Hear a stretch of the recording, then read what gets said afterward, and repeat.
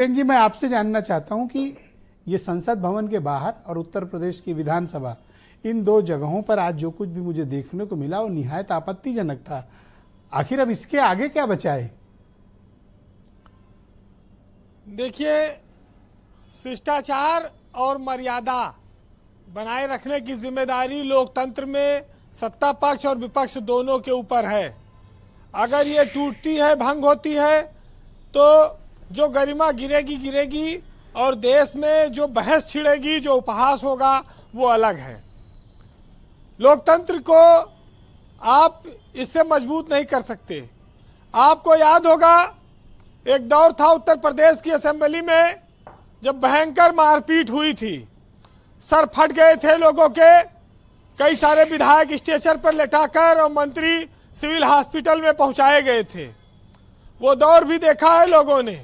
तब केसरीनाथ त्रिपाठी जी जैसे लोग हुआ करते थे जो चोटिल हुए थे, और आज उस समय के कई सारे लोग मंत्री भी हैं इस सरकार में, उनका भी सर फट गया था, जिसमें मयंकेश्वर शरण सिंह भी हैं। तो वो चेहरा, वो तस्वीर लोगों को फिर से याद आ गई। आज संसद में धक्का मुक्की हो गई, सर फट गया, लोग अस्पताल पहुंच गए, आईसीयू में भर्ती हो गए। अब सांसद के साथ अगर मारपीट करेगा तो फिर अब इस देश में कोई बड़ी जगह नहीं बचती है जहां पर उम्मीद की जाए कि उच्च कोटि के आचरण करेंगे लोग। क्योंकि हमारे पास लोकतंत्र में दो बड़े मंदिर हैं, एक संसद है, एक विधानसभा है, जिसको लोग, राजनीतिक लोग तो खास तौर से पूजते हैं, और हमारे देश के और जन कल्याण के काम वहां से होते हैं।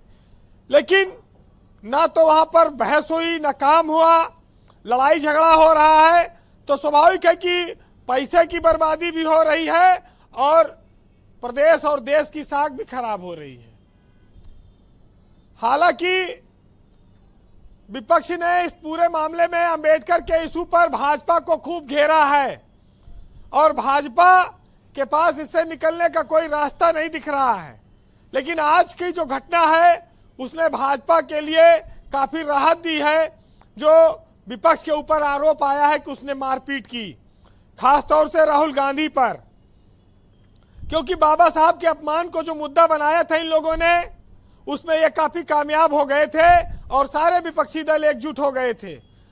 यहां तक कि मायावती ने भी भाजपा के नेताओं पर इसके लिए माफी मांगने का और कार्रवाई करने का आरोप लगा, बात कही।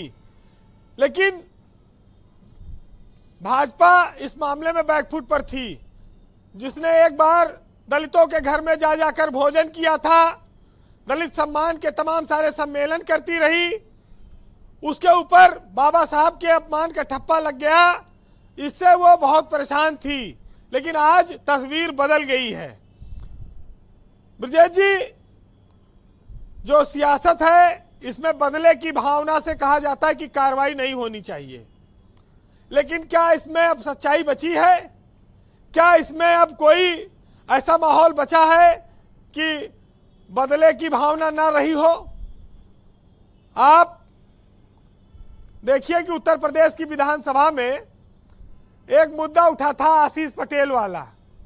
संपूर्ण विपक्ष के पास वो मुद्दा था, लेकिन किसी ने नहीं उठाया, चूंकि पल्लवी पटेल बोल गई थी उस पर, और पल्लवी पटेल अकेले अलग थलग पड़ गई कि उन पर भ्रष्टाचार के आरोप लगाए उन्होंने, और बाद में मामला शांत हो गया। जी, विपक्ष चाहता तो इस मुद्दे पर वो मंत्री को घेर सकता था, लेकिन नहीं घेरा, क्योंकि वो अखिलेश यादव से अनबन करके चली गई हैं अलग, तो उनके मुद्दे को सपा कैसे लेती। बसपा के पास सदन में एक विधायक था, वो आजकल अस्पताल में है, इलाज करा रहे हैं। बसपा जीरो है। कांग्रेस सपा के साथ ही चलती है, गठबंधन है। तो ये सब चीजें आप देखिए, लेकिन हम राष्ट्रीय स्तर पर इस तरह की चीजों की उम्मीद नहीं करते हैं, और सभी लोगों को संसद की मर्यादा का ध्यान रखना होगा। ये इसके बाद तो खून कचहरी बचा है इन लोगों का, मारपीट बची है, उच्च कोर्ट की आचरण की उम्मीद की जानी चाहिए जी। लेकिन चूंकि अब ये तस्वीरें जब जारी होंगी तब स्थिति स्पष्ट होगी कि किसकी गलती थी। फिलहाल जो चीज दिख रही है उस पर सबको सचेत होना चाहिए कि सत्ता पक्ष और विपक्ष में 543 सांसद हैं, सब बाबा साहब के नाम पर राजनीति कर रहे हैं, लेकिन उनके आचरण को अपनाने को क्यों तैयार नहीं है? उनके आचरण को भी अपनाइए, तब लोकसभा की गरिमा बढ़ेगी और चीजें आगे आएंगी।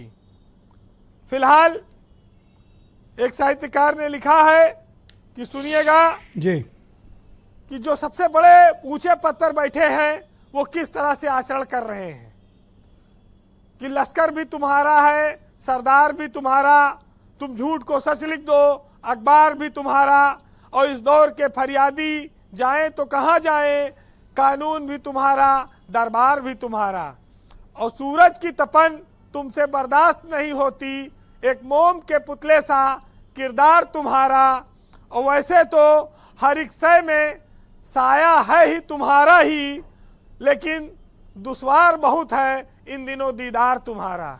बहुत शुक्रिया वीरेंद्र जी, आपका बहुत बहुत धन्यवाद ग्राउंड जीरो से अपने फीडबैक, ओपिनियन और ऑब्जर्वेशंस हम तक पहुंचाने के लिए।